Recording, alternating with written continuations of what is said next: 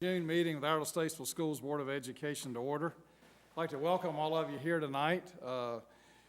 It's a warm night outside. It started out cool in here, but after all these lights were turned on, we're already up to the sweat level. So I hope it stays cooler for you all out there. We generally begin our meeting with a moment of silence, so let's all bow and a few moments of silent meditation where I'll ask that we pray, meditate, however you do your thinking about the business that we have before us, especially keeping the wellness and the benefit of the students in mind. So let's bow in silence for the first few moments.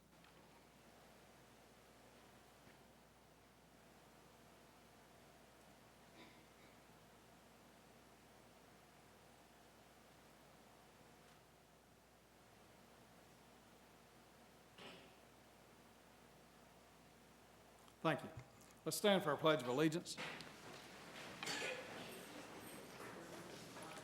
I pledge allegiance to the flag of the United States of America and to the republic for which it stands, one nation, under God, indivisible, with liberty and justice for all.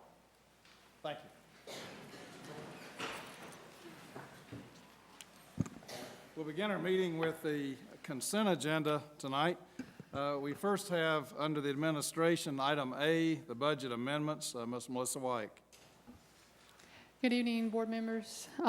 Tonight we have our final budget amendment for the year. We have adjustments recommended to the State Public School Fund, the Local Current Expense Fund, Federal Grants Fund, Capital Outlay Fund, and our other special revenue fund. A lot of these changes are to adjust for allotment and funding changes from the state and federal government, and also to make sure that our budget is going to be in line with our expenditures when we close our year. I think the budget amendment was discussed in detail last Monday. I'll be happy to answer any questions that you may have. No changes since Monday? No, sir, it's the same. Any questions or comments from Melissa? No, thank you. Okay, thank you. Then we'll move next to item B, the Facilities Use Committee recommendations. Dr. Miller. Thank you, Dr. Cash, members of the board. I'd like to table this item for tonight. I've had a few calls on the verbiage. We'd like to go back with the committee and tighten up a little bit on some of our verbiage. So I would like to table this till next month. Okay. Thank you. So we'll table item B until next month after we have further discussion. Next, we have the personnel portion of the consent agenda. We have the acceptance of resignations, retirements, rehires, terminations, and leaves of absence, the acceptance of classified personnel, approval of licensed personnel, and approval of administrative appointments. Dr. Lassay. Okay. Dr. Cash, Mr. Johnson, members of the board, you've had the opportunity to review the June personnel report. Are there any questions? Questions, comments? No, thank you. Thank you. All right, well, we have the minutes from May 5th Committee of the Whole, the May 12th Board of Education meeting, and the May 29th special called meeting. There are no additions or corrections to those minutes. I'll entertain a motion that we approve the consent agenda in the minutes from the May meetings. Mr. Chairman, I move we approve the consent agenda and the minutes of the previous meetings. We have a motion. Is there a second? Second. Motion is second. Any discussion? Not all those in favor, please say aye. Aye. Any opposed? That motion carries. Mr. Johnson, do you have any recognitions or retirements personnel-wise tonight? Not at this time, but later on in my comments, I have some things. Okay, thank you. All right. Let's move on into the recognition portion of the meeting. We first have the Ignite Teachers Recognition. Ms. Susie Weiberg. Thank you, Dr. Cash. Well, tonight we're going to acknowledge some special student services, and it's complementary to the presentation you'll be seeing in just a few minutes. In response to the district anti-bullying initiative, Mount Morton teachers nominated students to attend the Ignite Summit last fall at Statesville High School. Corey Thompson is the counselor at Mount Morin, and the job of selecting the final 5 students who would attend fell to her. And these students represented all grade levels at Mount Morin. The students who attended the summit were inspired to continue the anti-bullying initiatives and worked to change the climate at Mount Morin. They formed a team, a mission statement, which read, "Do unto others as you would have done unto you," and then decided to meet every other week. These students developed and implemented creative and engaging initiatives which have helped to affect change at Mount Morin School. End-of-year bullying reports have declined. Feedback through survey, which asked about Ignite initiatives, were very positive. These students stepped into leadership positions that are making a difference in their school. And I think we can all agree that often the social climate in middle school can be very tough. These students have embraced their roles and remained steadfast in their ability to create change. Mr. Paul Roncone is a language arts teacher at Mount Morin, and he is here this evening, who has also been involved with and incredibly supportive of these students. At the Springtime Ignite Summit, the Mount Morin students presented to show other students in the district what had gone on at Mount Morin, and it was at that point that we decided this school's efforts needed to be brought before the board and the community. So at this time, I would like to call the students that are here this evening, and I have down, and you guys can sure correct me, Casey Freeman, who is in the 6th grade. Is Casey here? There we go. Cole Elliott, also in the 6th grade. Phoebe Barrow in the 7th grade. Will Thomas in the 8th grade. And Jacob Ramsey in the 8th grade. They're all here. So if you guys would like to come up here and get started, I think everyone will really enjoy this. And Mr. Johnson, I have a certificate right in the middle when they're done for the team. Thank you.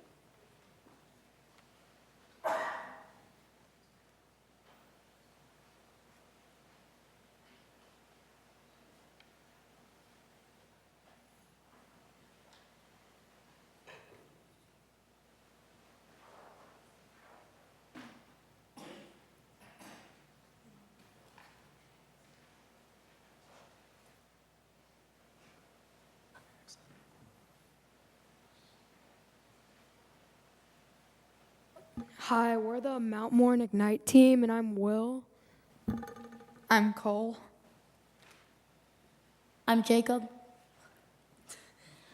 I'm Casey. I'm Phoebe.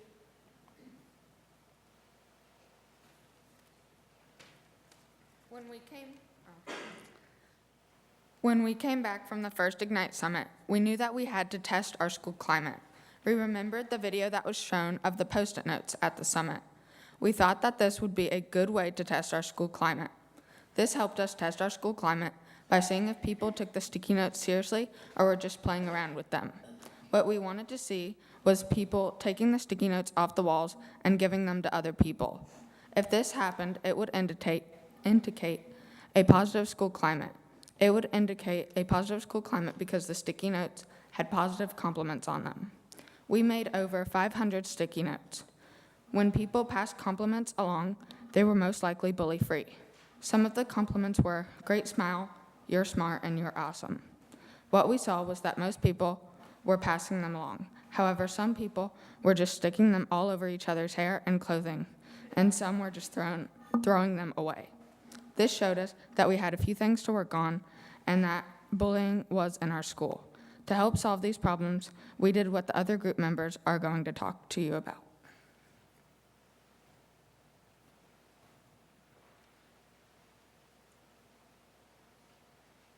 That it helps the students know that someone's there for them.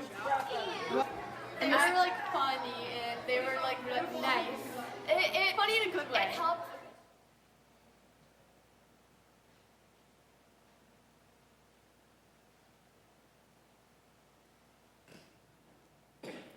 Dear You, Yes You is a project that the Mount Morin IB Ignite team did to simply brighten up someone's day.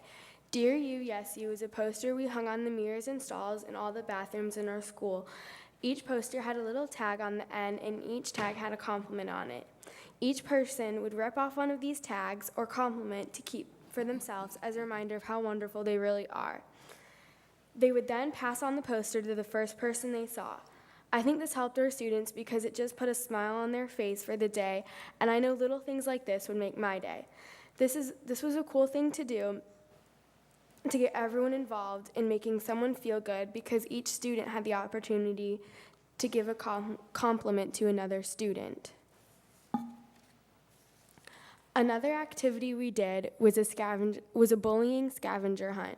This activity took place all throughout the school day. The scavenger hunt consisted of 4 bullying scenarios.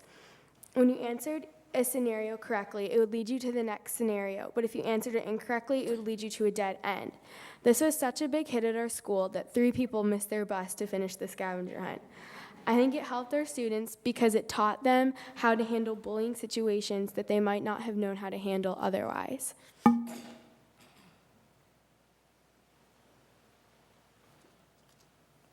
Another project we did was bringing in the new year. What we did was we brought bells into our school cafeteria for the students to sign, stating they would pledge to be bully-free as we were entering into the new year and coming back from break. Students really liked the idea because they were able to get involved. We then strung the bells on a rope and hung them over Miss Thompson, our guidance counselor's door. All of the students were interested in the idea and thought it was really cool. We did this to test our school climate to see if they would really take action on what they had signed. Our reaction was everybody was trying to find ways to be kinder. Lots of questions had floated around the school. People wanted to be involved with the Ignite team, wondering how they could get in. Students at Mount Morin IB really wanted to stop bullying, to stop the equation, mean plus cruel equals popular. By doing this project, we really opened up students' eyes.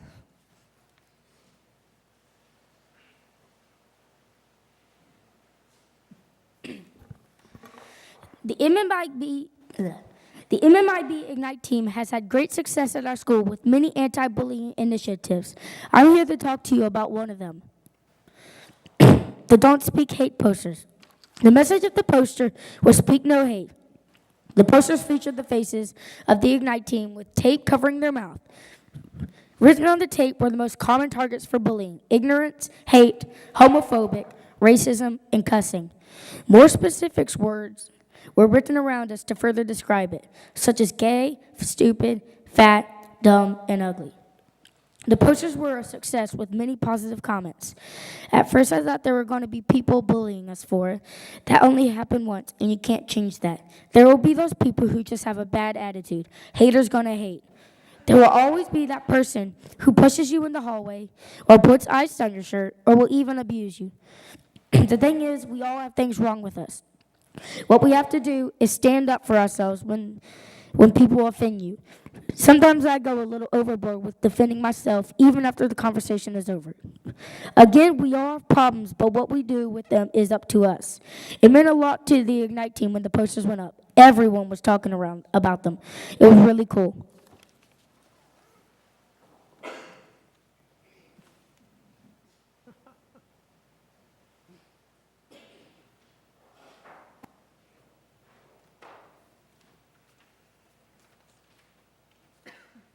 I feel like it really represents some of the students at Mount Morin and how they're feeling, and if they feel bad, like if people are calling them these names and they feel hated, they need to rip off the tape and just speak up.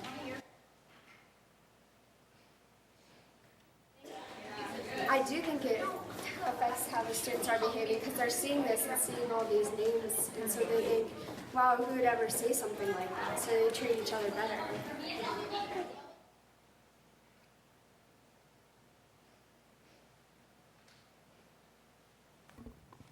A couple of months ago at Mount Morin, we participated in Project Love.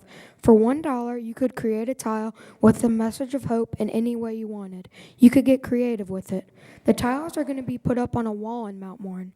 When kids going through a struggle see the tiles, they won't feel alone. This is Michaela Love's idea. She goes to Lake Norman High School and is the president of our county's first ever Gay Straight Alliance. In total, we made over 300 tiles.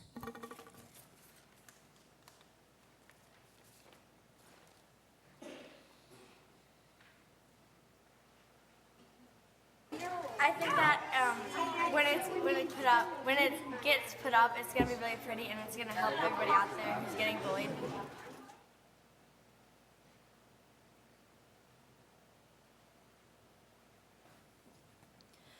The newest project that we have done is Dear Ignite. This idea is based off the news column Dear Abby. If students are having something bugging them, they can either go onto our school website where a Google Docs link is, or they can go outside of our school counselor's room where there's a mailbox and a bulletin board. They can post their problems anonymously. Above the mailbox, there is a bulletin board where we can post the questions and answers we created. We think this really helps the students since we based it off of our experiences. We had a teacher help us set up the Google Docs, and our school janitor got the mailbox for us at a thrift shop. So far, we have had 2 responses. One being a girl was being judged and bullied by her weight. Our response was, "Hi, we understand your situation and we are happy you contacted us. When we read your situation, a lot of ideas came to mind. Here are a few that we hope will be helpful dealing with your situation. Real friends and nice people won't treat you based on your differences. Remember, bullies aren't successful in life. If you are ever feeling badly about yourself, try to think happy thoughts and try to find a solution to these bad thoughts if they are present. Happy Feet is a great movie to help relate and deal with the situation. Ignore the bullies. They feed off reaction, and if they are ignored over time, they will stop. Remember, it gets better."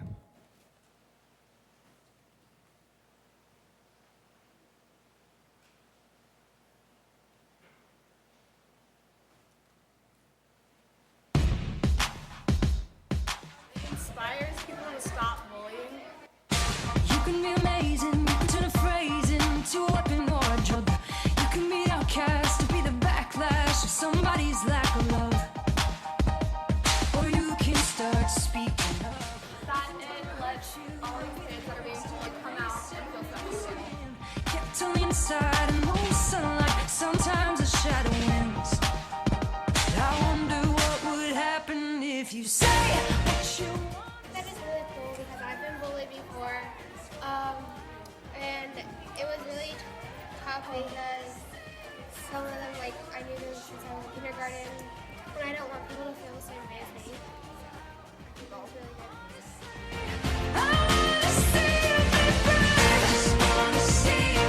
I just wanna see you. I just wanna see you. I wanna see you be brave. Just wanna see you. You are inspiring people that need hope, and that's beautiful. I wanna see you be brave.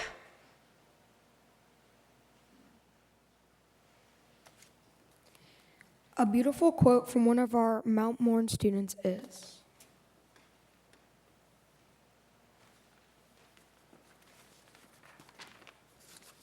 Guess how many bullies I had, how many I stood up to, how many are now my friends.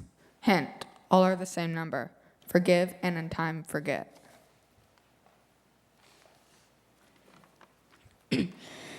This quote is a perfect example of our mission and why we feel our job is so important. Our job is nowhere close to being over. We will continue to work to change the climate of our school, and hopefully one day, mean plus cruel will never equal popular.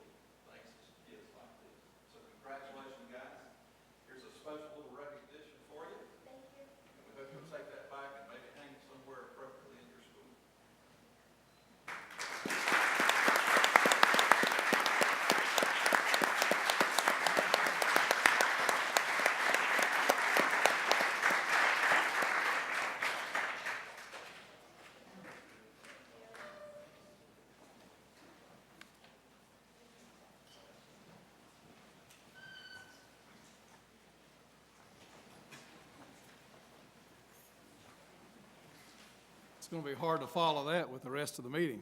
I think it'll be one of the best presentations we've ever seen. We thank you all for that. We move on to the North Carolina Superintendent of the Year scholarships, Mr. Armstrong.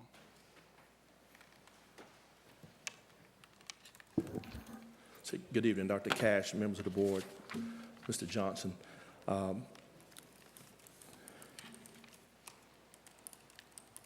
Mr. Brady Johnson, Superintendent of Iredell-Statesville Schools, was named the 2014 A. Craig Phillips North Carolina Superintendent of the Year at an awards presentation and reception held on November 19, 2013, at the Joseph S. Curry Convention Center in Greensboro. The award was given jointly by the North Carolina Association of School Administrators and the North Carolina School Boards Association. Upon receiving this prestigious award, Mr. Johnson was presented with $2,000 from the Mosley Architects Incorporated. Mr. Johnson has chosen to use this gift to award two $1,000 scholarships to Iredell-Statesville School seniors pursuing a degree in education. We would like tonight to recognize and congratulate our first recipient, one of our recipients. Her name is Elena Dennis. She is from North Iredell High School, and her mother is Stephanie Wood, and I'm not sure if Ms. Wood could be here. Elena is at college when they're going through orientation. She's at UNC Charlotte right now, and her mother was working with the final day to make up graduation projects. So she wanted to thank Mr. Johnson. Ms. Wood and Elena would like to thank Mr. Johnson for the $1,000 scholarship.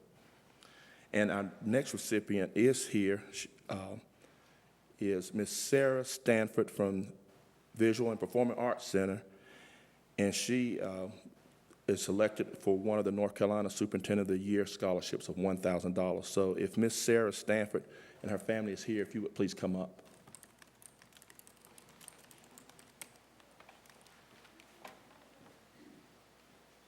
Let's please give them a hand.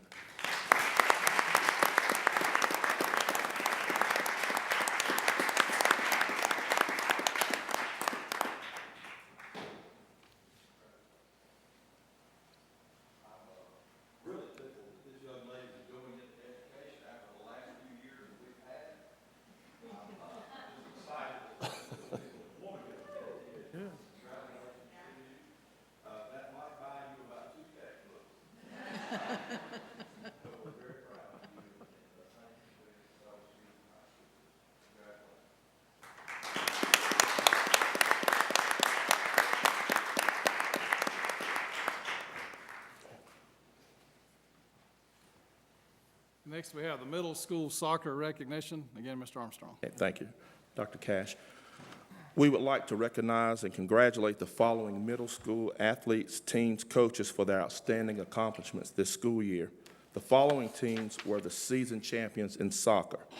For boys soccer, we had co-champions.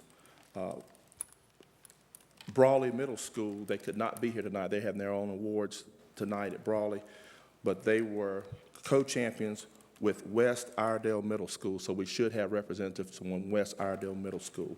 If you would please come up and receive your trophy. Here.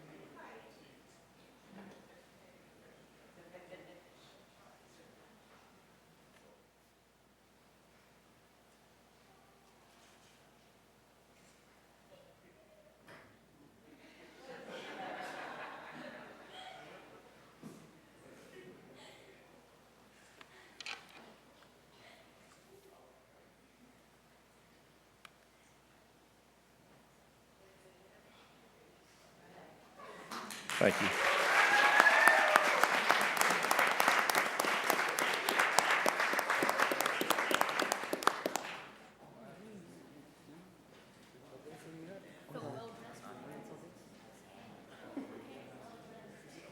Our champions for girls soccer was Brawley Middle School. And the very last thing, we would also like to recognize and congratulate Brawley Middle School as the overall middle school all-sports champion for 2013-14. Thank you.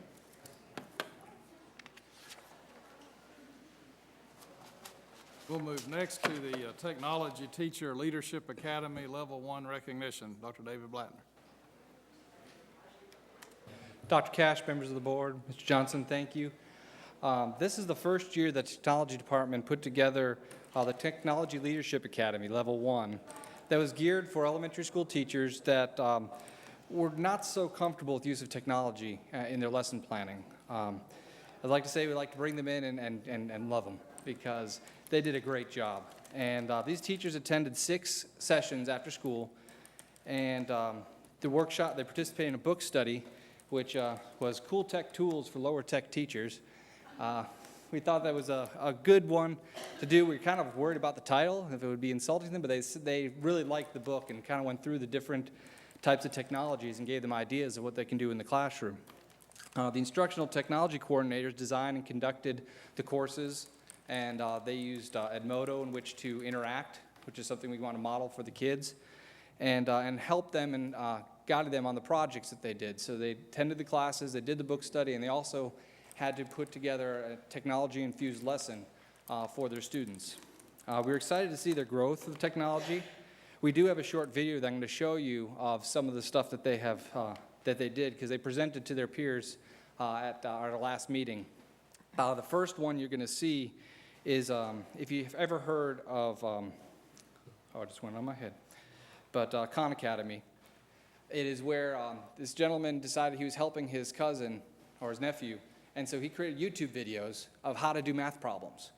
And then they started sharing them. And now there's a whole, it was funded, got private funding, and now it's a whole organization where they have all sorts of educational videos, and there's these short snippets and telling how to do it. Well, the first one shows a student doing that. They created their own Khan Academy type video and doing that. The second video that you'll see shows using one called Photo Story. And you've heard of Letterland and what we've used in our classroom with Letterland. Well, they like the characters of Letterland, so they started putting a photo story together of all the favorite characters of Letterland. And then another one did a different thing with Photo Story where they took nursery rhymes. And so they read the nursery rhymes and then they created an image of those nursery rhymes and got able to explain it. And all this would be things they could put up on the web for others to see. And then at the end of this, we asked the teachers that participated in this, describe this experience in one word, and we'll let that speak for itself when we get up there. So I'm going to play this, and then I'll call them up for recognition.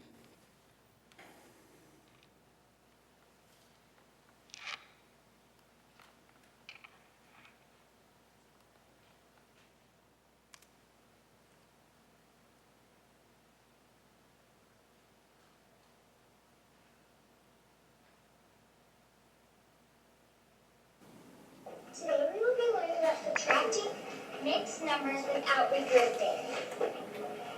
Here's an example. Pretend we have 3 2/5 minus 1 1/5. Step 1. You always have to write it vertically. So, we're going to take 3 2/5 minus 1 1/5 over here. And then we're going to subtract. We're just going to erase this real quick. Okay. Then, I'm going to do first step 2. You subtract the fractions, but not the whole number. So subtract these. Okay, so 2/5 minus 1/5 is 1/5. Okay. Okay, now we're going to go to step 3. subtract the whole numbers. So 3, subtract the whole numbers. So 3 minus 1 is 2. Okay? Now step 4. See if you can simplify. Not all the time you can simplify. Right here, you simplify your answer. So, 2 1/5 cannot be simplified. And one thing, if you would like, if you're not sure your answer is correct, you can do 2 1/5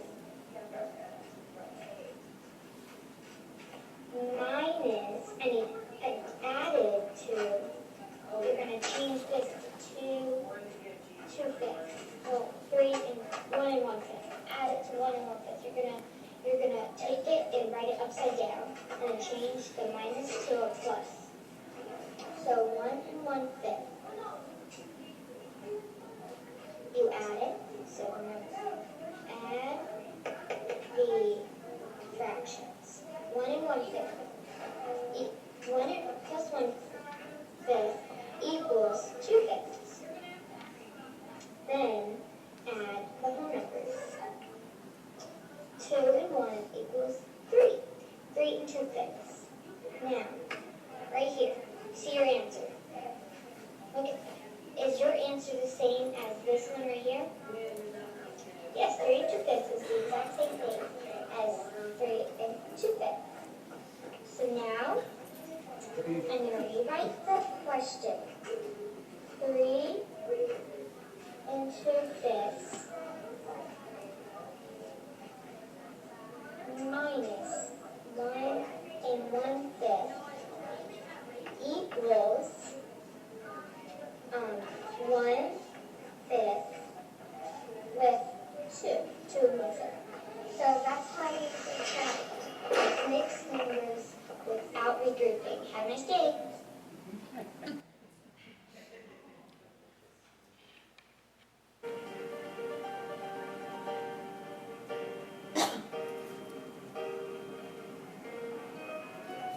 Because the kids love Letterland so much, it's really a big thing for them.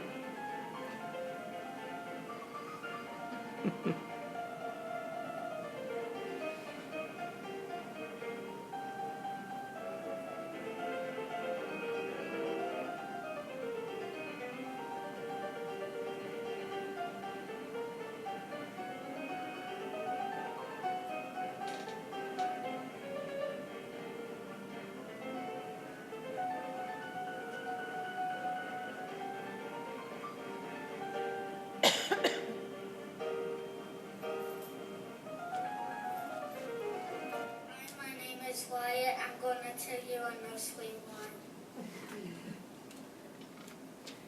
Humpty Dumpty sat on a wall. Humpty Dumpty had a great fall. All the king's horses and all the king's men couldn't put Humpty together again.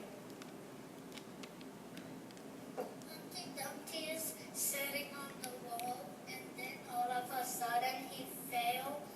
Of course, the horses couldn't fix it. The knights couldn't, because it was a big wall, and the only way to get a new Humpty Dumpty was to make it again, put some legs and arms and put eyes and mouth.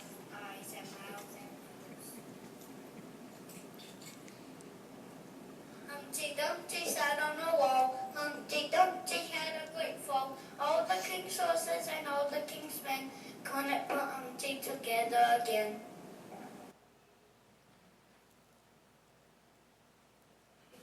Exciting. Comfortable. It's 2 words hyphenated. Confidence building. Fabulous. It's just been great. Learning.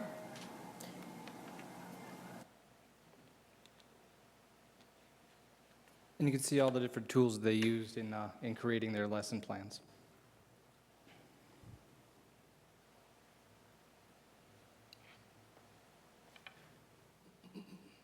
And we have some certificates for them. If Dr. Cash, if you would mind helping and presenting these out. So I'll call the teachers forward that had completed all of this.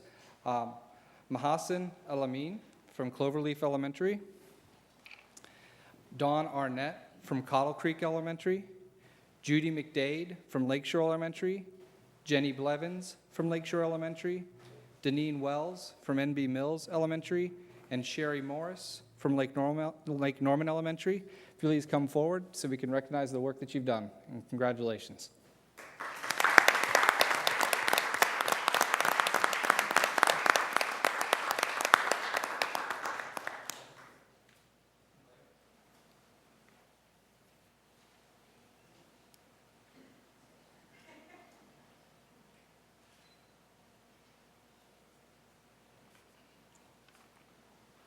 Thank you.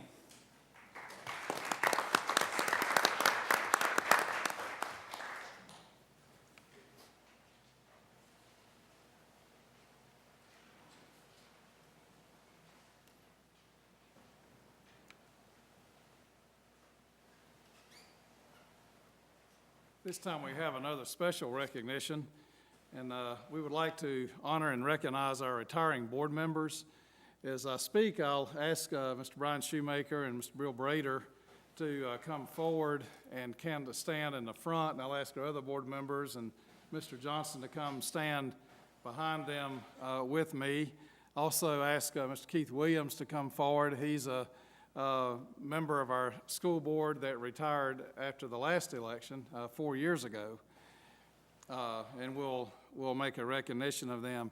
Mr. John Rogers could not be here tonight, so before we stand up and go down, he had let me know earlier, a couple of months ago, that he would not be able to attend this meeting because he is very active, as you know, on the alumni board of Appalachian University. As we finish our year, they are already beginning orientation for students for next year. And he's been asked to participate in the orientation of the new freshmen that are coming to Appalachian. So he is not able to be here tonight for a formal recognition, but I know we want to thank him as well for his service. So at this point, I'll ask Mr. Brader and Ms. Shoemaker to come forward with me and the rest of you to sort of follow behind.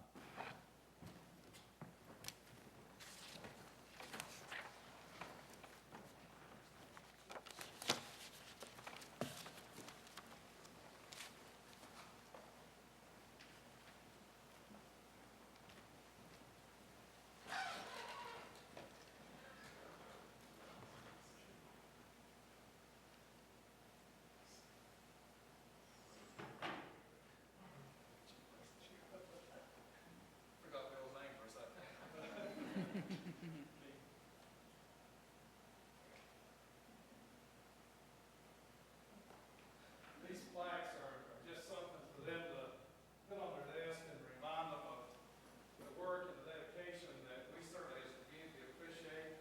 Some nights they'll probably look at that and realize some of the trauma and torture that the meeting brought to us. But anybody who's done, I think, public service realizes that there's popular times and very unpopular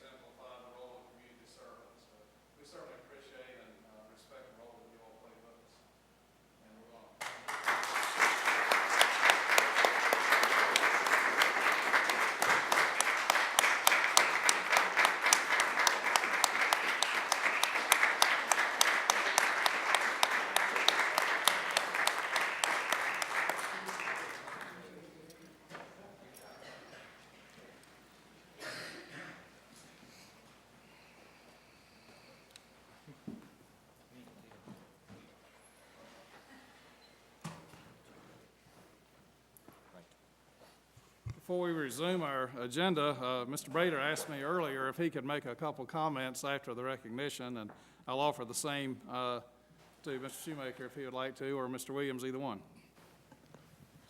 I'll yield first to Mr. Williams. He had 12 years of this. You have anything you'd like to say?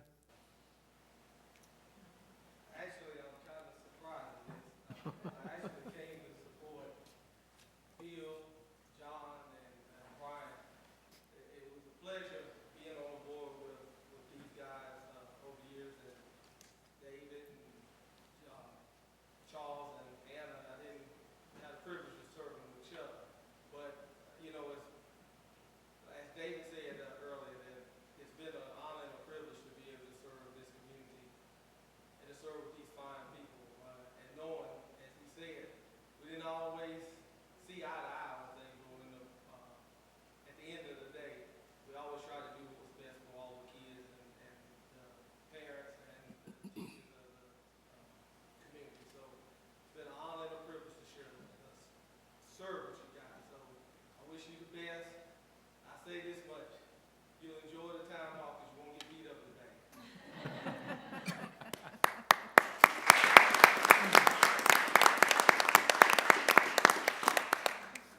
Well, my 8 years has been interesting 8 years. I guess it's earned me the right to share a story with you tonight. I'd like to share. No more phone calls at night, no more messages at home. That's going to be kind of nice. But anyway, recently I said goodbye to a good friend who died, and I shared this at his funeral, and I thought it was so apropos tonight to read this story to you. Because a lot of my 8 years on the board has been about the word enough.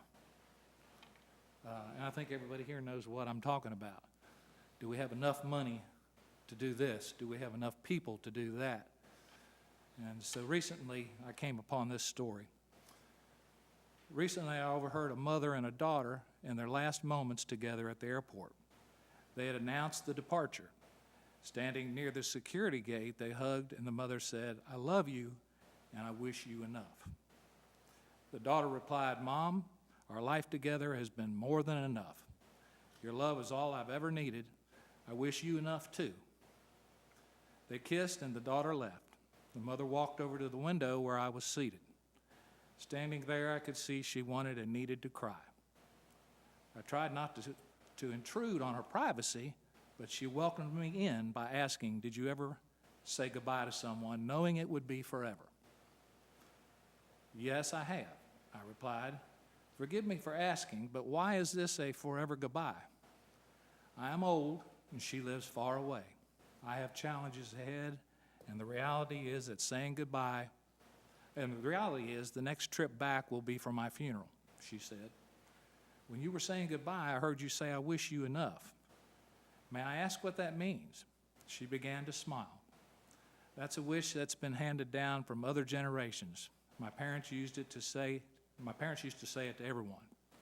She paused a moment and looked up as if trying to remember it in detail, and then she smiled. When she said, "I wish you enough," we wanted the other person to have a life filled with just enough good things to sustain them. Then turning toward me, she shared the following as if she were reciting it from memory. "I wish you enough sun to keep your attitude bright. I wish you enough rain to appreciate the sun. I wish you enough happiness to keep your spirit alive. I wish you enough pain so that the smallest joys in life appear bigger. I wish you enough gain to satisfy your wanting. I wish you enough loss to appreciate all that you possess. I wish you enough hellos to get you through the final goodbye." Then she began to cry and walked away. They say it takes a minute to find a special person, an hour to appreciate them, a day to love them, but an entire life to forget them. So for all the folks at ISS, the children, the teachers, the staff, and most importantly, the administration, I wish you enough as time goes by. Thank you.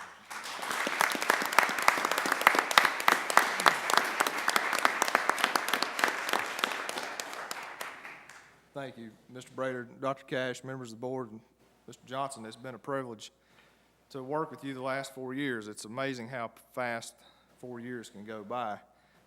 When I decided to run for office, a lot of people thought I was crazy, and I was somewhat surprised that I won. And after I did, I was like, okay, what am I going to do now? But thanks to a very helpful board and very helpful staff of Mr. Johnson, we made it through okay. I realize that I probably haven't been the easiest person to get along with, and we've had our disagreements, as Keith said, but the one thing that I've always tried to keep in mind when I do vote against something or disagree, I try to have an alternative solution. And I think that's the way a board should function, and I think that's healthy in a board. Unity is important, and I feel like we've had unity on this board. And unity does not mean that we all have to agree all the time, but it means we're working toward a common goal. And I feel confident that that will continue. One funny story I'll share with you. My son's 5 years old, and he'll start at Central in the fall, and it's almost become comical now. Whenever the phone rings, he'll say, "Dad, telephone." He said, "It's Brady Johnson," and then he'll laugh. So he's fully aware who the superintendent is. But thank you all for the opportunity to serve the students and the taxpayers of Northern Iredell County. And Mr. James, I wish you the best. I know you'll do a great job. And to the other two new board members, I know you will as well. Thank you.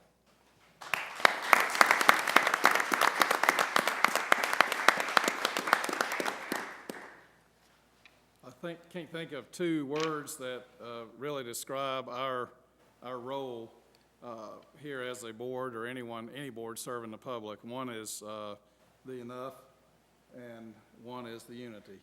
I think it's important that we have all realized, and that the board is made up of, in our case, 7 individual members with 7 individual minds, 7 individual ideas, sometimes on how work should be accomplished.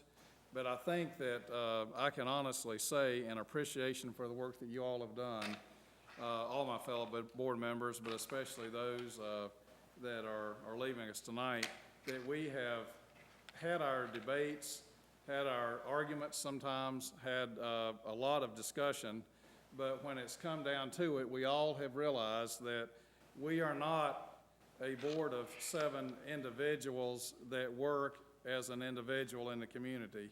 We work as a board that's unified. So once our discussion and our work has been done, and we come to consensus and have a vote, no matter whether it's a 4-3 vote or a 7-0 vote, you know, that is the vote of the board, and we have all had the attitude that once we go out, no matter which side we were on, we represent our board in unity when we go to the public. So I think that's important, and I think that's helped us help the children of the community to have more options now to be successful in this 21st century than they've ever had. And you all have been great contributors to that process and making that ability happen. So again, thank you.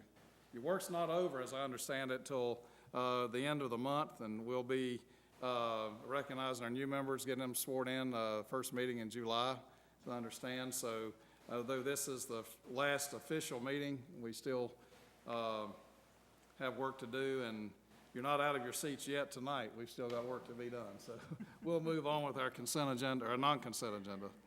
I asked Jennifer McLean to come back forward again and give her presentation on the Ignite Summit work that she's done this year.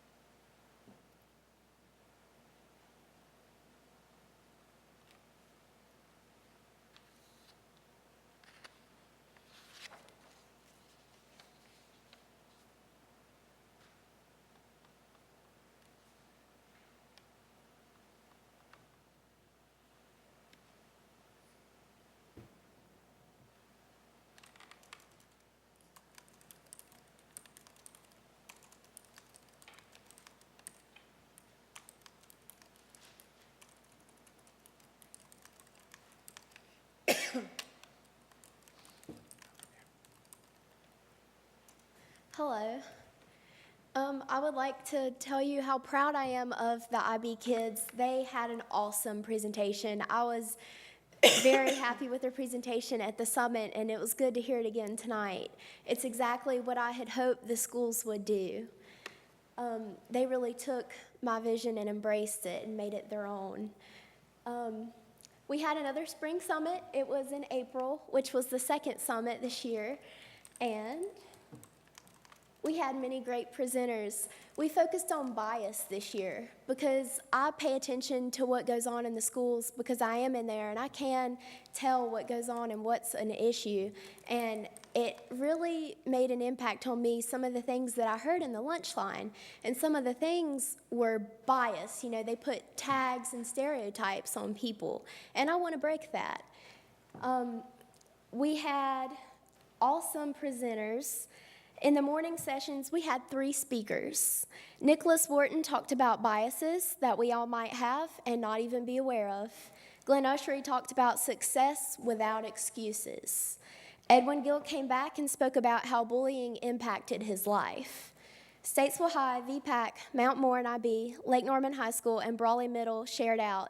These schools presented their anti-bullying plans that they carried out through the year. We had Representative Turner to come, and I thought it was awesome that she was there. She took time out of her very busy schedule to come to the summit, and that's awesome. She also came to the spring summit and the fall one, too. I truly appreciate her support, and I would like to see more community leaders come. Students need to know that adults in our community are behind us on these issues, and to truly make a difference, we need community support.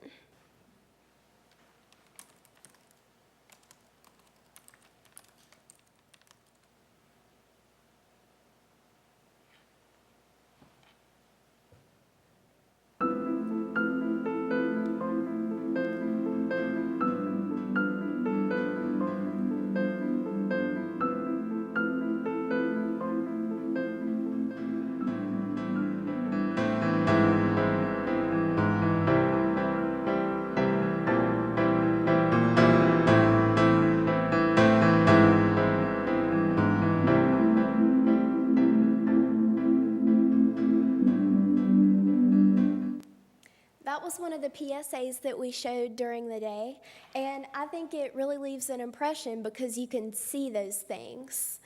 The next video is how bullying really is in schools and how it can be for someone that's bullied every day.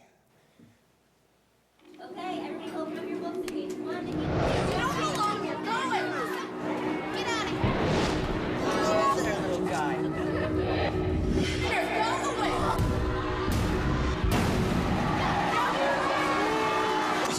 Yeah.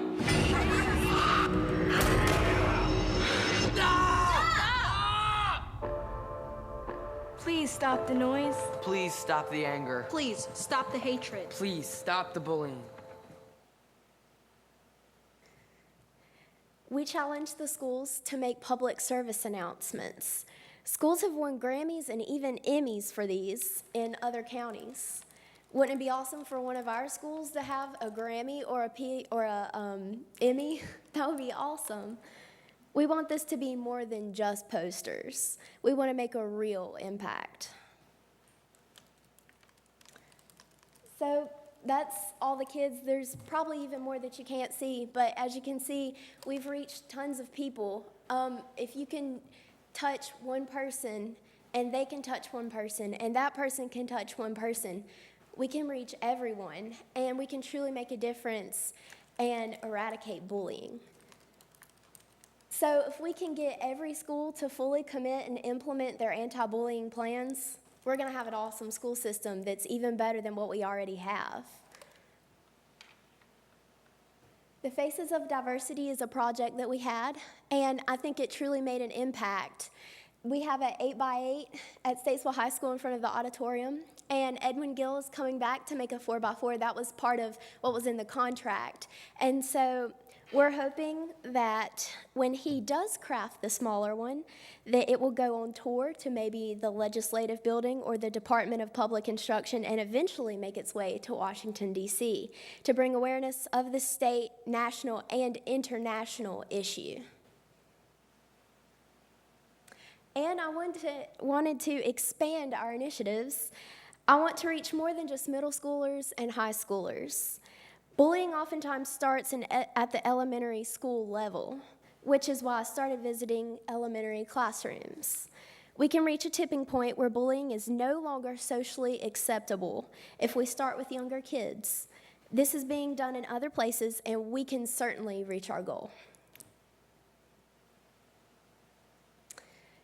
Mr. Johnson is a wonderful superintendent. He truly cares about the kids, and I know that he really wants to make an impact in this school system and make it even better than it already is.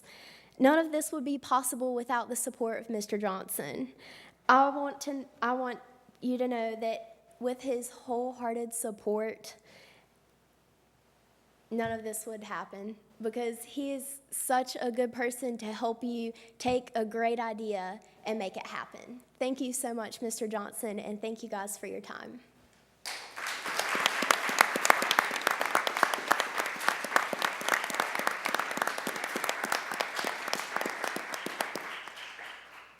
Thank you. Let's move on to the 2014-15 continuing budget resolution. Melissa White.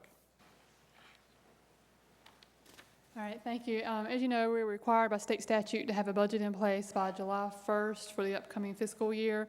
Since we do not have a state budget available for us to have our final budget for the 14-15 school year, we need to pass a continuing budget resolution so that we can legally operate next year. So the continuing budget resolution simply says that we will continue to operate based on our most recent budget information. It will be based on this year's budget along with some adjustments based on preliminary state and local figures, along with our federal planning allotments that we do have. We don't have quite all of them yet. But this will require a vote by the board. I'll be happy to answer any questions. Are there any comments or questions about the budget resolution? If not, I'll entertain a motion that we approve this resolution to continue our operations for the remainder of the school year. Mr. Chairman, I'll make the motion that we adopt this continuing budget resolution so we can get on with the next year. I'd second. Have a motion and a second. Any further discussion? Not all in favor, please say aye. Aye. Okay. Motion passes. Thank you. Then we'll move on then to the Grad Point license renewal. Patrick Obley. Mr. Chairman, members of the board, Mr. Johnson, I have two items. First one is on Grad Point.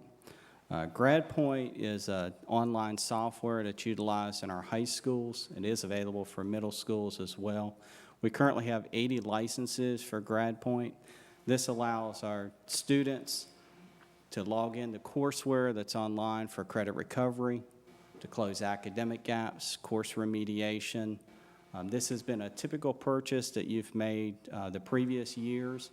We're bringing this before you to meet policy requirements due to the cost amount, but also to let you know this year we're picking this up and would like to pay for this out of the impact grant. This is aligned to our goals for closing gaps for students. This costs typically around $51,000. Would come from other funding sources.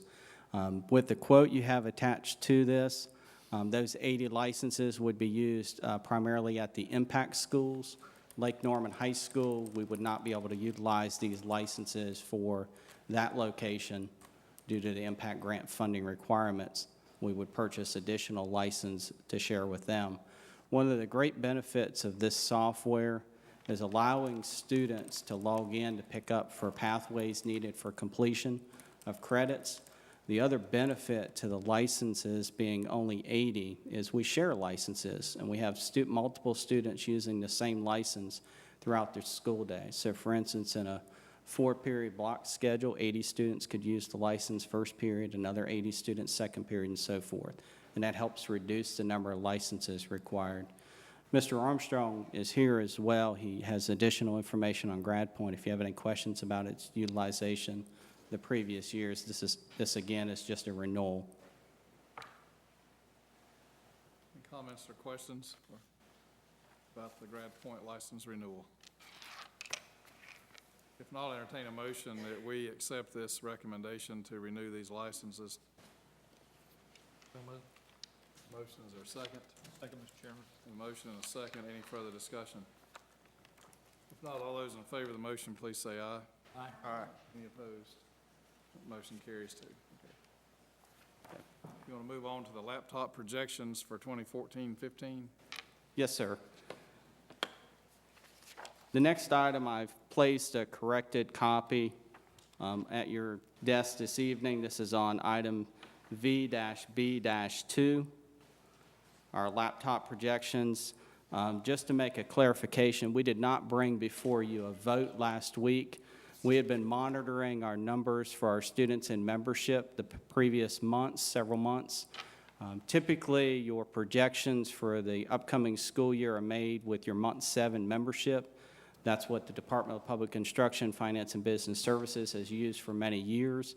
Although we had early numbers when we made our laptop purchase lease agreement earlier in the spring, we were monitoring, and when we received our 7th month corrected numbers, that's when we moved forward to start to begin the analysis and bring forward to you. We did note last week that we have an increase in enrollment for our 5th grade class moving into 6th grade next year of approximately 307 students that are coming in compared to students that are leaving 12th grade this year.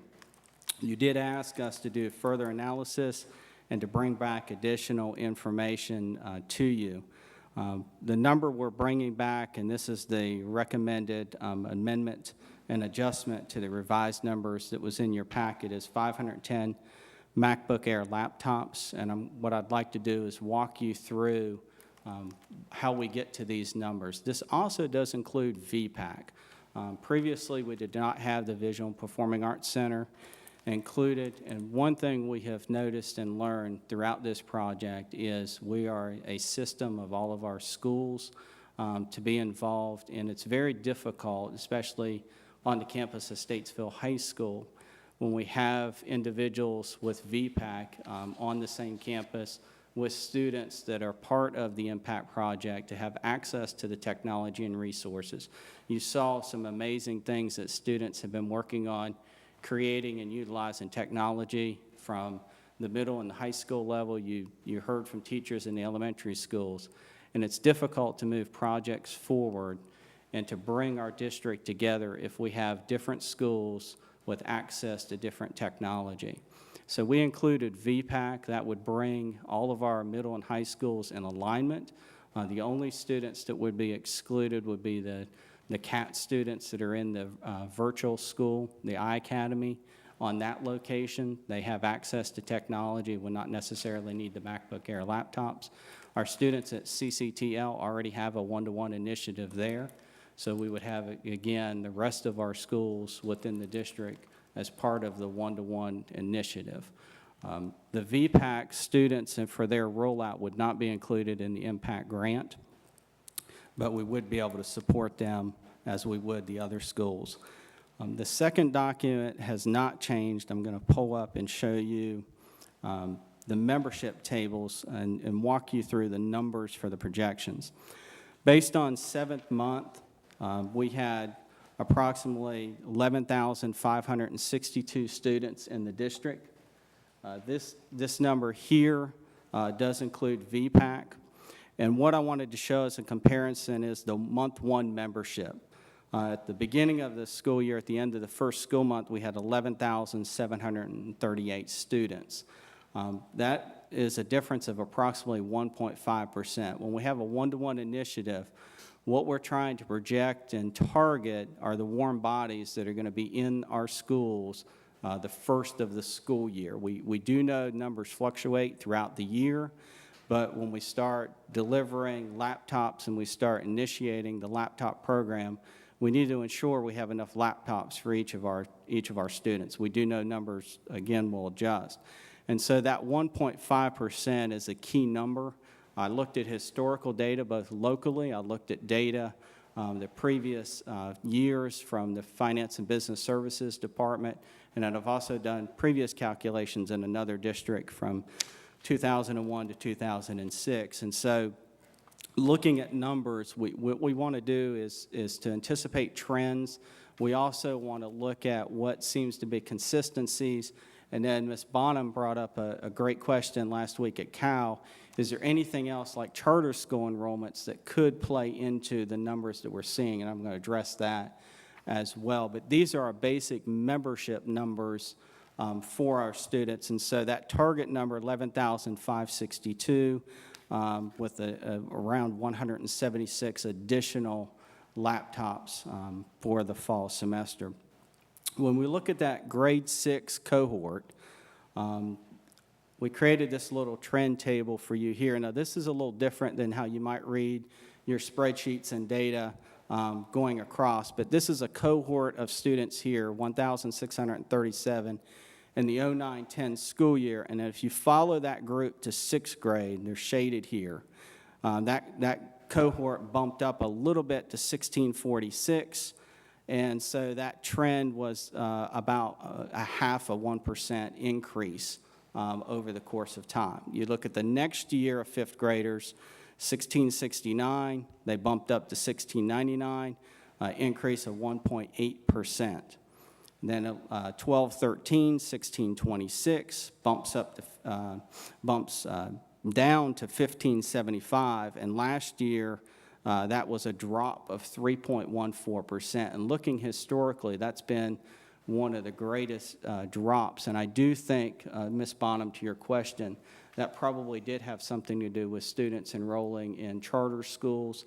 It could also just been a bubble of students moving through the system, but the consistent pattern had been that the cohort stayed together or grew, and in this case, it actually dropped 3%. So I do think, we don't know exact numbers without doing a student-for-student count to find out if those students truly came in, but that was the year where there was a drop. So when we talked about last week that increase of students coming in 6th grade compared to the group that's leaving us as 12th graders, I'm predicting and utilizing the number 1,610 6th grade students.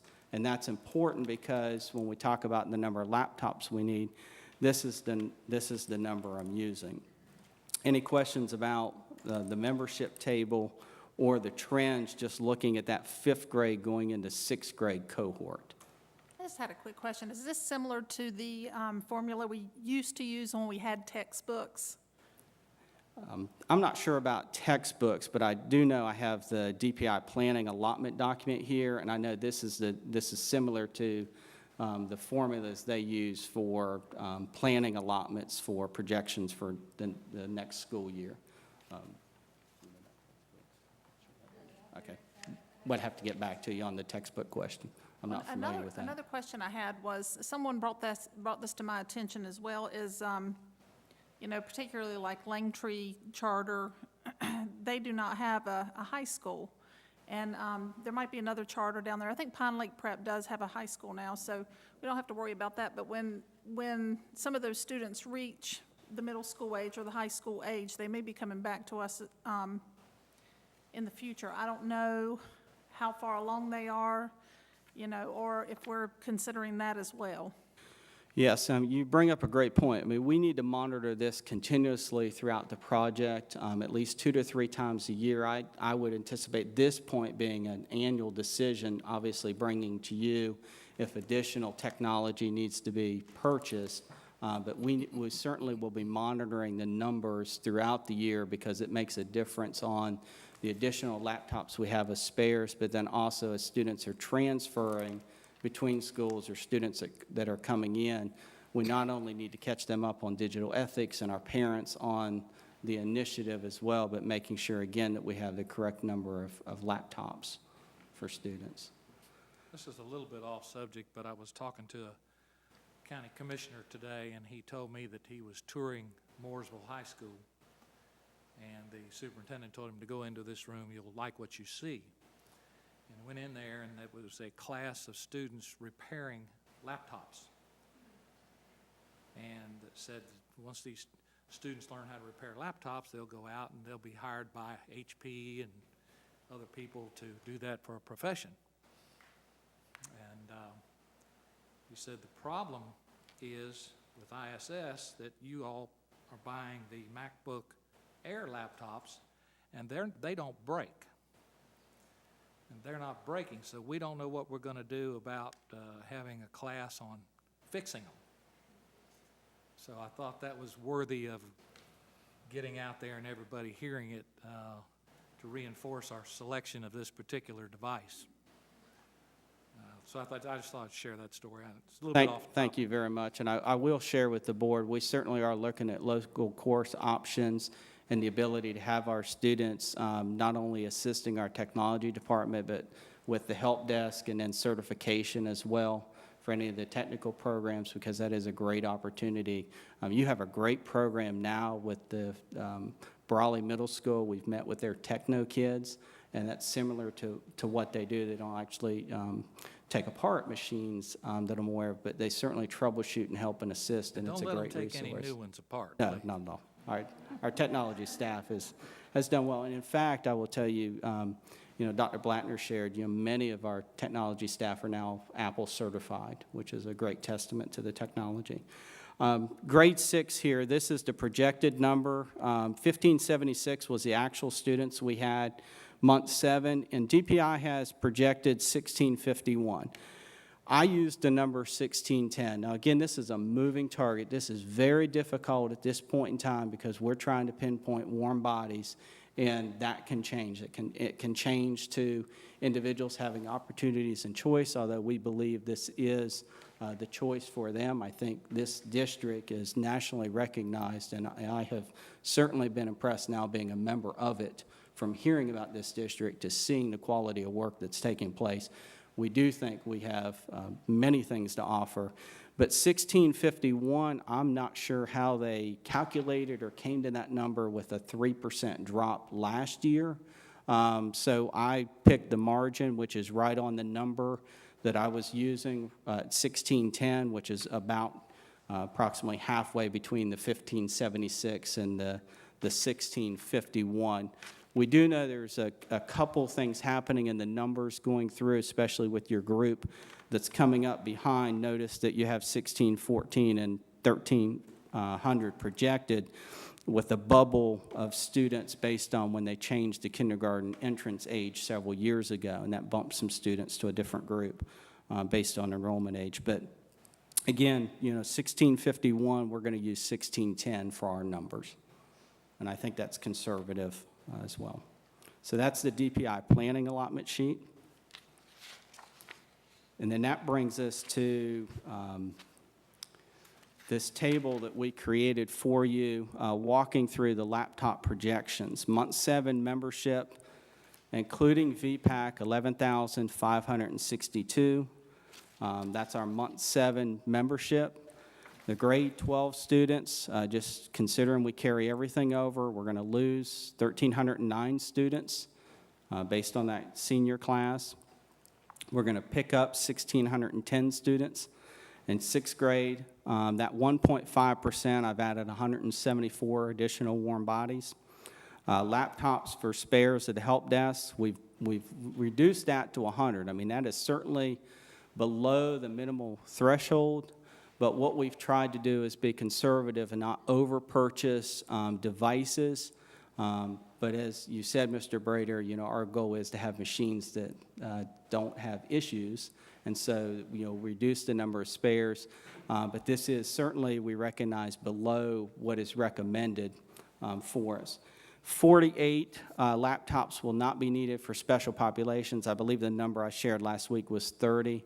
And these are students that are identified in special classrooms that the MacBook Air laptop just would not be appropriate technology for them. Those students will have access to technology, it just won't be the laptop. So that's an additional 48 laptops that will not be needed. That brings our student total of laptops needed to 12,089. Any questions about table A or B? Okay, Table C, we take our students, 1289, teachers and staff, 721. That gives us 12,810 laptops needed. We've already leased 12,300, and I apologize for the change in your packet this evening. The number I had was 12,500. That's my target number for book bags or backpacks, not laptops. So we have leased 12,300. That gives us a balance of additional laptops based on our student growth and on VPAC of 510 additional laptops needed. What we began with our discussion last week was how do we accommodate at this point in time, what's the funding sources for those 510 laptops. I'm proposing that on a pending approval through the U.S. Department of Education that we pick up 32. I have identified those individuals who are providing direct assistance, coaching, and support and professional development for teachers. I believe that's an authorized allowance to have that equipment for them to complete that. So that'll be 32 additional laptops that we would be able to recoup back that they're borrowing right now. The EC department for EC teachers, 55. CTE department for CTE teachers, 43, gives us a total of 130 laptops from that pool, from those funding sources. And we recommend those being purchased. I know with our grant, and I'm sure with some of the other departments, purchasing those and being able to track those works better for their accounting programs. Table E, what do we do about the additional laptops needed?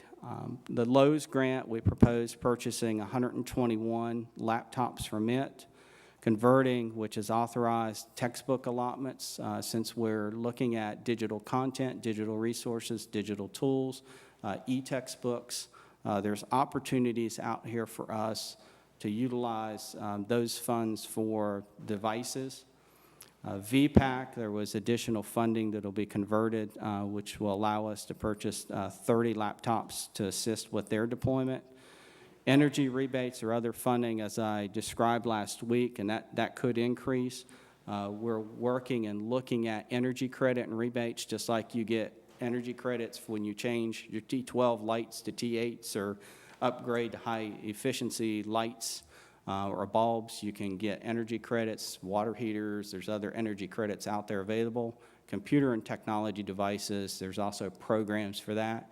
So Dr. Miller is investigating if we can get some energy credits as well, and if we get those rebates, we would anticipate 60.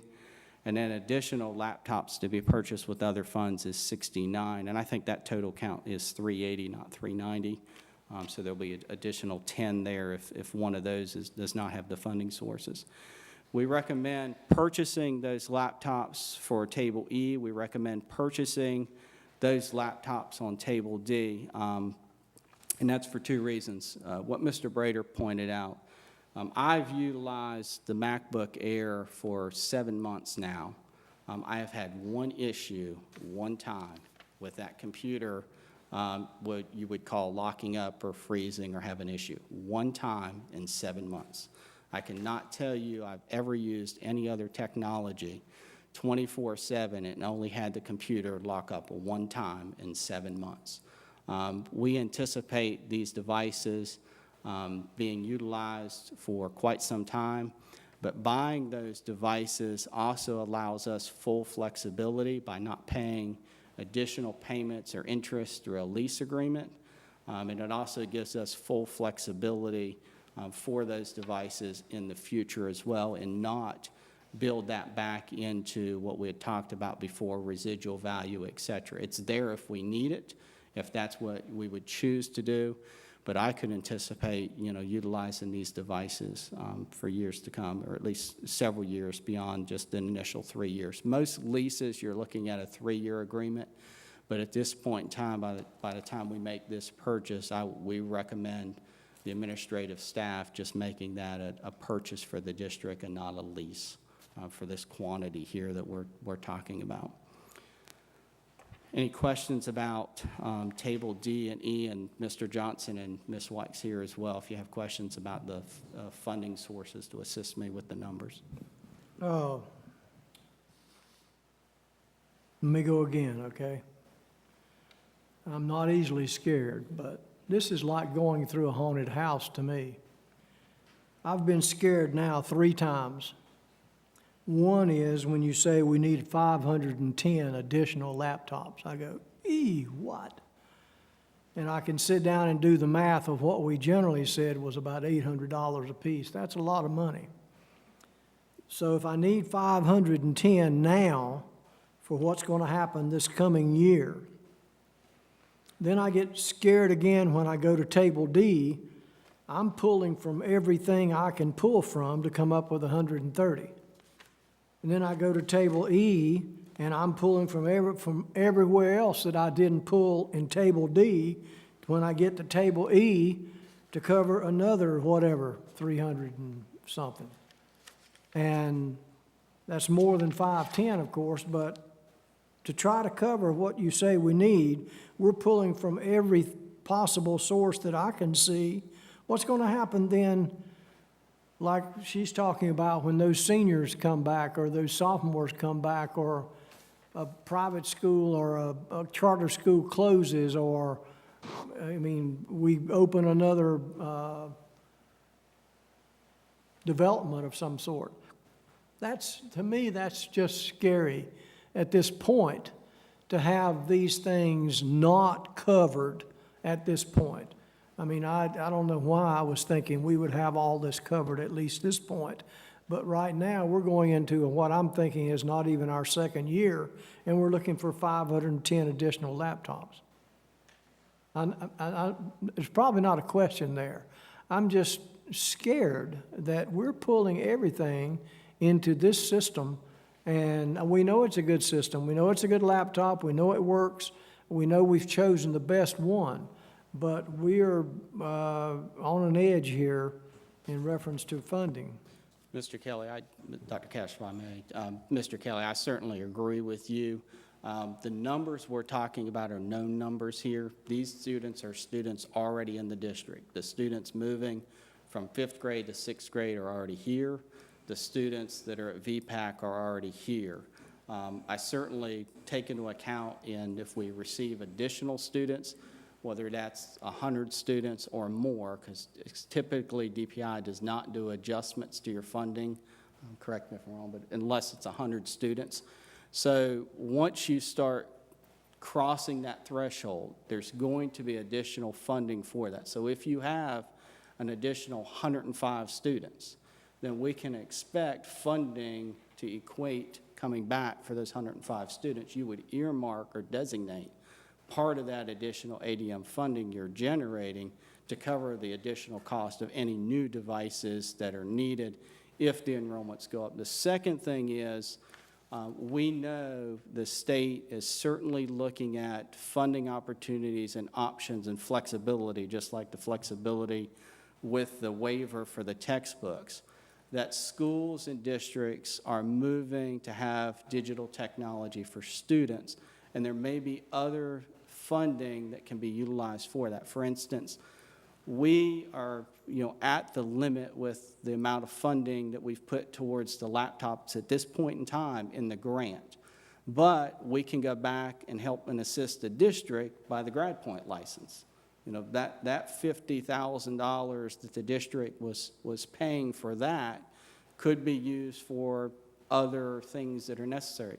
It could actually be used for this or however the district needs. So we're always going to be looking for how can we accommodate the additional needs as the program grows. But that is certainly something we would be looking at and adjusting to. And there may be other funding opportunities through additional grants or programs to assist with. We know information, Dr. Blattner presented, you may have capital savings in projects. We know we were under budget in the book bags in year 2 that we purchased, so there's additional money there. And at the end of year 2, which is December for us in the grant, we'll do the same thing that I presented last week, where we added an additional $400,000 to devices. If there's additional funding, as we're conservative in our spending in other areas throughout the grant,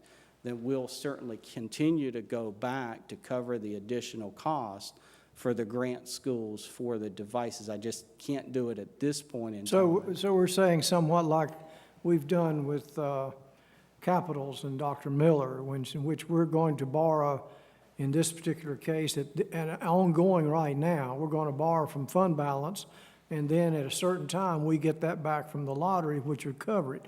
Are you saying that we're going to put this on paper and cover it at this time, and then when a certain date comes by, the grant will cover additional devices?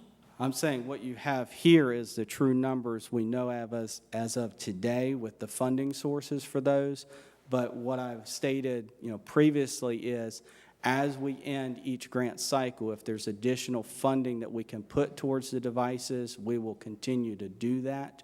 But I think these numbers are true numbers for funding sources that we have today. I don't think we're just putting numbers before you and hoping or thinking about changing. We still have quite a few essential requirements with the grant to implement, and I wouldn't imagine if I asked for additional approvals on amendments that they would be approved at this point in time, because we'd be moving money from funding areas that haven't been implemented yet, and I would be very cautious about doing that. But I am comfortable to do that once we approach the end of the But the grant major thing cycle. that we deal with are the number of devices and the cost per device at a certain particular time. So at this time, when we start this coming year, we're going to be 510 laptops short that we're going to cover this way. And so I'm asking, is somewhere or another down the road, if that grant is going to cover some of those devices so that we don't have to use other money? Yes, I mean, certainly, once we end year 2, which is in December, we'll look at the funding that we have available, any unspent funds, and then we'll do the same process we did this year, review and see if we can seek approval to move some of that funding towards these numbers. But, again, not knowing what those numbers are going to be, we're projecting 510 based on the numbers that we had as of the 7th month, which ended in April. I can appreciate the numbers. I'm just worried about funding whenever it comes up that you need that many, because, and you've been to all of our things and you're a part of what we're doing, there are no extra dollars anywhere. It's like pulling from one to put into another, then the other one loses in order to go in this direction, and I really hesitate. I mean, I think too, maybe your point about the per pupil funding follows the student is a contribution to this too, is it not? It is when you get to the 100 or more students. I mean, obviously, as a school district personnel, we're always concerned about students that are not with us those first couple months of the school year, because as students start to trickle in, then there's no adjustments that I'm aware of to funding after that point in time. DPI gives you your best one of two in your memberships in the first month, so they'll go back and do some adjustments to the projected. But, certainly if students are going to come, we would like to see them in month 1 or 2, as always, as every school district around the state does. Yeah, so you get the funding that goes with it. Absolutely. And let me ask you something, too. I know there may be some parents out there that would consider outright purchase of their laptops. Would that be a consideration, or would that take some of the stress off the funding issue? I think it does for sustainability. I think at this point in time, it's too early to utilize that. I think when we look at the technology that we're purchasing, and then also this technology being utilized for state testing, we can control the applications, we can control the programs, we can ensure that the devices meet the specifications and requirements for end of course or end of grade testing. And so I would be a little cautious at this point in time as far as looking at it. But I think that's an excellent approach as we talk about sustainability plan and looking at future needs of technology, whether it's this technology or other technology, that absolutely should be a possibility that's considered by the board and by the stakeholders. Mr. Abilene, you said this is a purchase, so this will not be added to the lease. That is our Understand that recommendation. correctly? Yes, sir. What's the total purchase price for the 510 laptops? I do not have a quote for that because I was waiting, pending approval, but we could estimate $510,000. I mean, with tax shipping, I mean, it would certainly be below that, but I'm using $1,000 as the estimated amount, although we know